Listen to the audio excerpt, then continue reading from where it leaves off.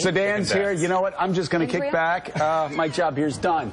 Richard, you want to attack? Oh, I'm sorry. You want to attack? You want to viciously attack? Right, this is the must-read opinion pages. This is where we read a must-read and then comment on it. Okay. It's a new thing we're trying to do. Yeah, we're just going to see how this does. Andrea's with us as well. Great. It's not just, Financial Times, you've got the lead piece today. This is David Gardner yesterday. I thought it was interesting. It's not just the alternative to a formula to constrain Iran's nuclear ambitions as a war that could spread across the region.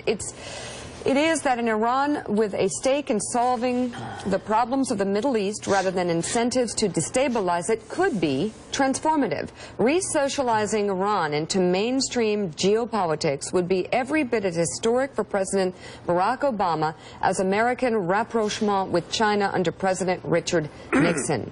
In the no-holds-barred wrestle with Mr. Netanyahu that will follow any Iran deal, Mr. Obama should suggest to the Israeli premier spend less time drawing red lines for America's position on Iran and more time drawing green lines. All right, so great. Let me ask General Hayden. So General Hayden, can you tell me why he's wrong, please? General, what do you make of the deal? Well, first of all, I think Richard's right about the deal. We shouldn't make too much of this deal. It's important, but it's a limited deal for limited things for a limited period of time. There you go. But it will set in motion a whole bunch of things, Joe, that we need to keep a close eye on. Right. Dan Senor. I think it is a pause. Or is it actual, and you know, do we have some vision in sight where this thing is all going to come to closure peacefully and with urgency? It is a pause. I think at best what you have is you've expanded what they call the dash time, in which Iran can get to nuclear bomb from about 1 to 2 months to 3 to 4 months. That's not a bad thing if you have tremendous confidence in our intelligence capabilities or other agencies to figure out exactly within that 3 to 4 month window when Iran may be breaking out. You know, the IAEA has said that the minimum standards that they believe were necessary as part of any deal for them to know when that time is, were not in this deal.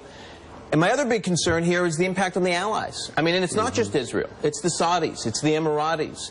And there is the Jordanians. I mean, there is deep concern. The administration has said repeatedly, we have been consulting with our allies. They know what's going on. We've been staying close. Then why are the allies reacting the way they are reacting? A couple weeks ago, Susan Rice gave a speech before the Aspen Institute, and she was responding to a question about Prime Minister Netanyahu's criticisms of the deal. And she said, well, how can he be, you know, criticizing the deal? He doesn't even know what's in the deal. Well, if they're consulting so close with the Israelis and the Saudis and others, how is it the allies have no idea what's in the deal? Well, General Hayden, let's take up Dan's point then. If this is a limited plan that's going to get us to a bigger plan, what do you suspect that larger plan is? And under what circumstances do you think Iran would be willing then to dismantle its nuclear program? Because obviously they've shown no willingness to do that over the course of history. Yeah, and that's a real problem, Willie, and I don't know what the final plan is, and I do not think it will possibly include Iran dismantling their nuclear program. I think one of the byproducts of yesterday's agreement was that we did sign up, in fact, to continued nuclear enrichment in Iran. I think that's a given. I think Foreign Minister Zarif was correct. The intent of this agreement yesterday was to ensure the Iranians that they would, at the end of the day, have some kind of nuclear enrichment program.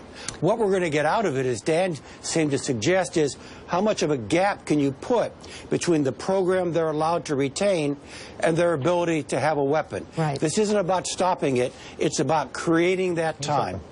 Andrea Mitchell. Well, I have a question for Dan Senor, which is that doesn't it, in effect, though, put Israel's military option on ice? Because in this 6-month window, certainly, while the rest of the world is watching to see what Iran's intentions are, barring some unforeseen event, Israel really can't take military action on its own. I think it is unlikely that Israel would take military action in the next few months. But I think at this point, I'll tell you, Andrea, I mean, I know you travel to the region a lot. I was just there a few weeks ago.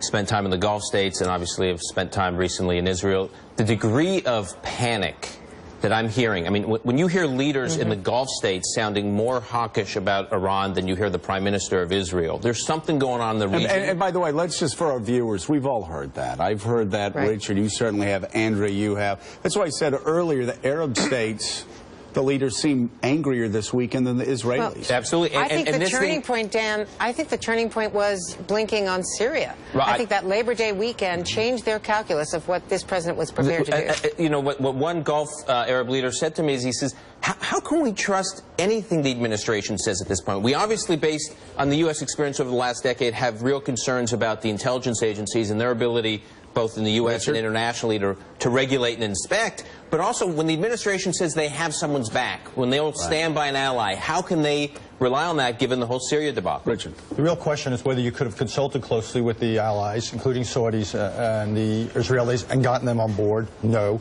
Would you have been able to get this agreement if you had consulted closely with them? Probably not. When we did, for example, the breakthrough to China, right, we didn't bring in Japan. We didn't bring in a lot of the other countries. We had to do an end run. I mean, Mike, you've worked in government, obviously, as have I. Do you think we actually could have done full consultations and still gotten this agreement?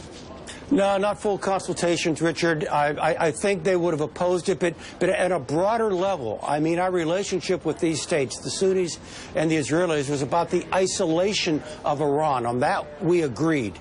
And now we've moved to a place where Iran, in the future, will not nearly be as isolated. We probably should have done some preparation work there. But I want to add to the point that Dan made earlier about is it more or less likely about the Israelis striking. I think it's right. Andrea said, not during these 6 months. But Richard, if we get to the end of this 6 months and we get the diplomatic equivalent of a, let's say, continuing resolution, I think there we've got the maximum danger that the Israelis will feel legitimated that they can do something more, because everyone agrees that this interim agreement isn't a place where we can hold forever. And the only thing I would say about the China analogy, it's an imperfect analogy, because Nixon went to China, opened up China. It didn't cause our closest allies this sort of panic, because you didn't have Chinese leaders saying that they were going to obliterate. Right, there weren't existential threats. It's an existential threat to Israel right now, and if you don't believe that, then just see what the leaders of Iran have been saying. While they've been developing nuclear capabilities, they talk about wiping Israel off the face of the map every year. More at the top of the hour. General Michael Hayden, thank you. Dan Senor, thank you General well. Hayden. You've let us down. You've let us down. Please, you know what? Do me a favor. Save the nuance for another show. Yeah. But you've got Bill Crystal now. Oh, thank God. Okay. Yeah, it's sort of tag in, tag out. You know, it's like, yeah. I have an update from him on his daughter and mine. Deputy National Security Advisor Tony Blinken joins us. Also, Israel's ambassador to the UN, Ron Prosor. Morning Joe is back in a moment.